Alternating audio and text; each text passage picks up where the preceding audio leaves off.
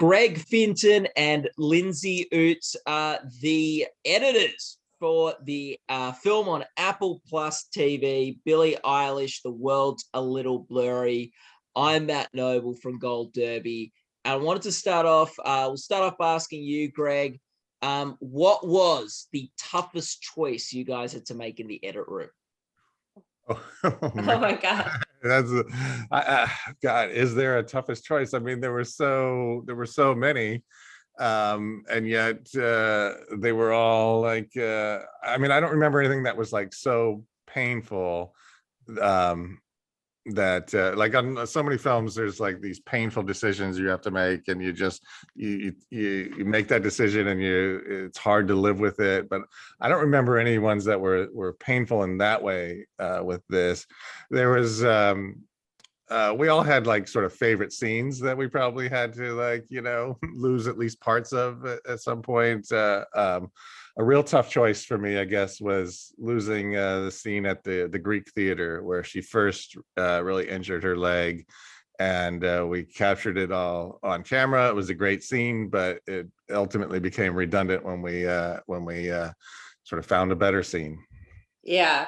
So you get to a point in these edits where you can't have a double beat, really. You don't have the real estate for it, and so it didn't make sense to have two ankle hurting scenes, but they were both really good. But ultimately Milan was more visceral and intense, but it was hard for all of us. It was.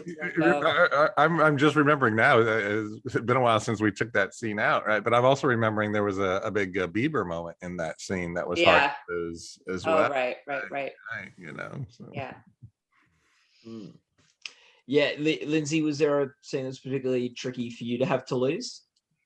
Oh man, well, our first cut of the film was 25 hours long. It was a big assembly that we made where we kind of loosely put together all the verite, and it took us a week to watch it, and we would touch base at the end of each day. It was right after the pandemic started, so we all watched from home, and at that point I was like, geez, like even the 25-hour cut was kind of thrilling to watch because, Billie's such an amazing character. Her family, they're all just incredibly entertaining to watch. And so I don't know. I mean, we were like, oh my God, how are we going to make this a movie? Because there's a lot of good stuff. We had an embarrassment of riches, So I don't know. It was tough to cut 23 hours out. Do each of you have a favorite scene that made the cut as well? Oh yeah. What's your favorite scene? Oh, I mean, I love so many of them. Obviously, the moment where she drives away and she gets her license, the Patrick moment, that is like a team favorite. I mean, it was obvious when we watched that that was just such an emotional, incredible moment, to capture that as a documentary team. It's gold. So I obviously love that. There's so many great moments, but for me, my baby is the opening scene where she plays at this tiny venue in Salt Lake City, and she's like 15 years old, I think, there, or 16, and she just looks so young. And to me, it feels like such a special moment to see her in a venue that small, like kind of right before she crossed through the door and became this super famous, global juggernaut. It's like and so there's something to me that's just so special about capturing her in that moment of her life. And I love her performance of Bored, and I love the audience singing along, and I just love the way it's shot. So I love that. Great choice. Yeah. So many great moments, right? But probably if I had to really, be pressed to say my favorite, I guess maybe it'd be when she finally meets Bieber at Coachella, Yeah. Just so raw and so visceral, and I love that. I love that we're kind of on her back, and you see her show. You know, she's crying just the way she's, you know, her body language is, but we don't see her face or anything like that, and we see the moment on Bieber's face. It's just it's one of those great documentary moments, you know. Well, and when he calls her at the Grammys, I mean, calls her at the Grammys. Yeah, every time I whole... watch the film now, and I'm like, oh my God, it's almost over. And then I'm like, oh wait, but Justin's about to call her at the Grammys. And then that happens, and you're like, I can't believe that happened, but Spoiler. it did. Spoiler. Oh, sorry, spoiler. Oh boy. I think like interesting position both of you are in is you would have seen so much of Billie Eilish in putting this film together. As you said, it's like a 25-hour cut that you guys did, and I imagine if there's a cut that long, there is a lot more footage than 25 hours that you probably sat through and watched. So as people have watched just so much footage of Billie Eilish in so many different contexts, what's something you learnt from her, from observing so much of sort of her life and her on stage and her performing? You can start, Greg, and then Lindsey. As I've kind of mentioned this before, I think one thing I really learned from her was just confidence in this way that she is so, you know, at such a young age, she was so certain in her convictions about what's the right thing to do and what's not the right thing to do, and she wouldn't let anybody knock her off of that. You know, like, you know, here she is, as Lindsey says, you know, when the film starts, she's only 15 years old. She's, you know, she's only 18 by the time the film ends, and she's surrounded by, you know, these like adults who are longtime professionals in their careers and stuff, and she stands up to them when she knows she's right. And I just love that, and I've tried to like emulate that myself. What do you think, Lindsey? What, you know, you come to really like love the people that you're the characters in the films that you work on, and I just admire her as a person, as an artist, and as a person. I think she's you know, an empath, and I think she understands, you know, she's not only is she like just incredibly savvy, you know, professionally, but she's like a good person, and I, you know, came to really love her and feel this kind of maternal protective feeling towards her, you know, wanting to make sure that we honored the emotional journey that she was on as a young woman and everything she was going through. I mean, that's a tough time. That's a tough age. And to be willing to have the cameras there and to be so vulnerable and so honest and open, you know, about her life. I think it's really incredible, you know, that she's willing to share that. And I think it's really moving for people. I think especially for young women to watch her go through some of these things that are really universal. So I just admire her as an artist and a person. It was such a joy to get to work on it. And her parents are incredible. You know, I have 2 young daughters, and I'm like in awe of Maggie's parenting, Maggie and Patrick. I just think that they have found a way to, you know, really support Billie as a person, you know, and I just, it's amazing. Yeah, I think something interesting about the film is like there's this real sort of contrast between like sort of a real like normalcy in sort of the family. So you get a driver's license, you see her hanging out at brother's room, just things like that. While at the same time, very sort of surreal world as well of playing to sold out concerts and sort of the pop star life and things like that. For both of you in sort of telling this story, what was like important as you were piecing it together? What was the thing you were sort of, what was your driving sort of, you know, MO, I guess? Like, I think like what you just mentioned was for me, I just thought there was such power in seeing her do the normal everyday things, because that's not something we get to see, our celebrities do. I'm sure Billie would cringe at the term celebrity, right? But, which is like, that's something I want to honor in her too, is just like to show how genuine and honest she is, and and how she's not a pretentious person. And I felt like that was really important. I think that does come through in just about every scene, every scene, like you said, you get to see her studying for the driver's test first, and then there's all the thing about every little piece like that,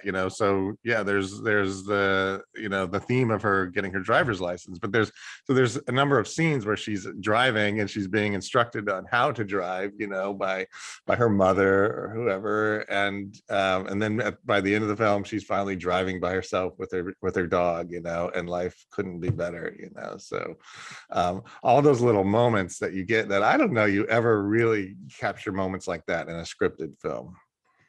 Yeah, and I think also to add to what Greg's saying, seeing the mundane parts of her life and then seeing her on stage too, like we always talked about how we wanted it to feel like a musical, and so finding a way to organically go from like her life behind the scenes to her performances was really important to us, because you can't understand Billie Eilish unless you see her perform and you see her connection with her fans and just how incredible she is on stage and how beautiful her music is. So that was, obviously tricky to figure out how to, find the right proportion of those two things, of that, person on stage and that person behind the scenes. And that was definitely, something that took a while for us to figure out. We had cuts where there was too much music or too much behind the scenes, but it was really trying to find the right balance of it so that it,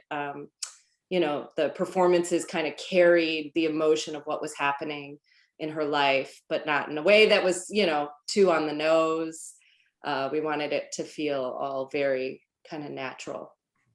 And how many people have told us in whatever way they're able to tell us during the pandemic and stuff that, before they saw the film, they knew nothing about her, didn't know her music or anything like that. And by seeing the film, they love her. And so I think that's a really important part of the film too. Well, that was our experience. Right. Exactly. I knew who she was, but I didn't like, I knew of her. But then when we started screening the material and stuff, I was just kind of blown away to discover so much more about her. So the fact that that's happening with audiences is great. Do you reckon that's like helped you guys with the with the film and with telling the story, that you came in like to some degree a bit cold and you weren't going in with sort of as many preconceived ideas or a big sort of like, I don't know, she probably wouldn't like me using the term, but like fans of Billie Eilish, like, yeah. I do. Yeah. Absolutely. Yeah. Definitely. Yeah. That's good. I think you were also talking, Lindsey, about that sort of real musical quality. And I think a scene where that sort of really comes through is just when the family's all like doing a sing along in the car towards the end of the film. Like, it's a really nice sort of musical moment, like that isn't even one of Billie's songs. That thing. Yeah, right. It's that Vice song, right? Yeah. I mean, it's kind of amazing, those moments, because and she says it at the top of the film where her family was just one big fucking song, and you see that they're always talking about music, playing music. I mean, she just grew up in that kind of household, and it's really joyful to watch it. Yeah, like you guys are editors. Like was life for you guys growing up one big effing edit? Like, did you guys like? Was I not supposed to swear? No. You can swear all you want. There goes Utz again. Mouth of a sailor on that one. Going rogue. Did you guys like what made you guys want to get into editing? Was there a film or a TV show or something that you guys watched growing up that made you want to get into this business, or was it something that came a bit later? Gosh, for me, it was a long journey to ultimately find my way into editing. There was Greg's been editing fiction films for 100 years. I started with the old.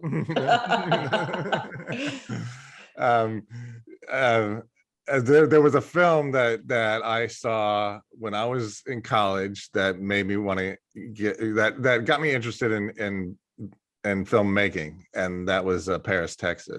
That just it was such an amazing experience for me, like walking into the theater and seeing this film that just totally transported me into this world I'd never been a part of, but I just felt so much of it. So I don't know, that was a film that got me inspired to want to be a filmmaker. But I do remember, my father used to shoot a lot of Super 8 film of the family and stuff like that, and one year he decided he was going to cut together all the Christmas films, and so he, with a little 8mm splicer, he spliced together 20 years of family Christmases, and we watched it all together. You got to see all my aunts and uncles and everybody grow up right in front of your eyes, and that was really magical to me, and I'm sure that's a big reason why I was so fascinated by editing.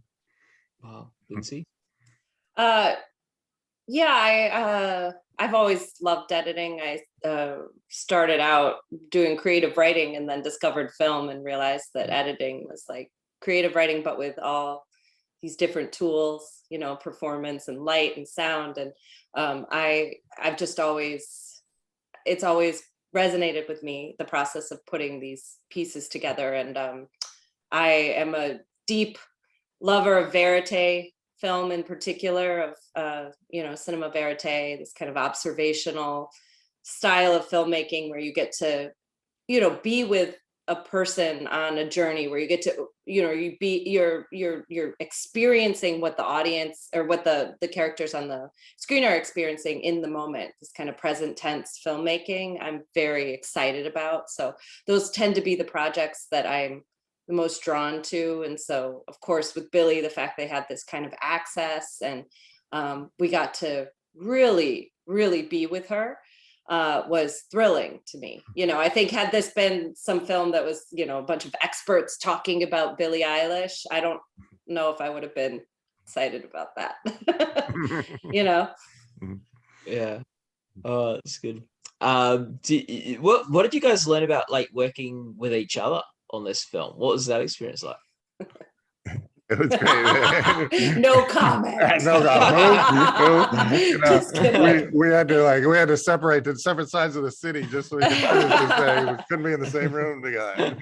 It's clear just by our back and forth, right? We really love each other, and we hadn't worked together before this film. And I remember Lindsey very smartly asked to meet with me and have drinks before she decided whether or not she wanted to work on this or not with me. Well, it's tricky.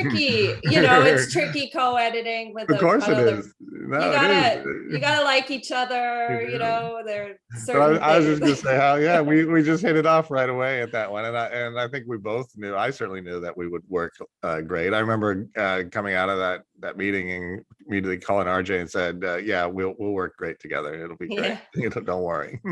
Yeah, I felt the same way, and we had a blast. I mean, it was it's also, I'll never forget making this film during the pandemic, and we were going into an office and seeing each other regularly, and then suddenly we're all at home doing it like this, essentially. Right. But in a way, this is kind of amazing because you get to be in your pajamas at home, and I don't know. So the whole experience was really just really lovely. We had a great time working with RJ, and it was a team that really loved each other, and I hope you can feel that in the film, because there was great respect and kind of love for each other. So I always think that comes through in a film. It is. It's definitely the chemistry of the full team that we have, even though like documentaries are very small teams, but I think the chemistry of everyone who worked on this, including our assistant editors, Onika Austin and Joe Nell, and Jonathan Ruane, the story producer, it's just like it's all there. Like everyone was so good at their jobs and supportive of each other. And we never like killed something if somebody really liked it. If there was an argument to keep it in the edit, it stayed in the edit. And so I feel like it never got mean-spirited or petty. And sometimes these things, it's intense to work on these projects, and sometimes it can get weird. People fight for things, it's a lot of ego, and that happens, but that didn't really happen on this. And that was nice. Yeah, it was great. It was great. It was really great to to work together in person first before the pandemic hit. And then I've said this before, I think, making this film was about the best possible thing we could do in a very tough year. It was a great way to spend a tough year. So.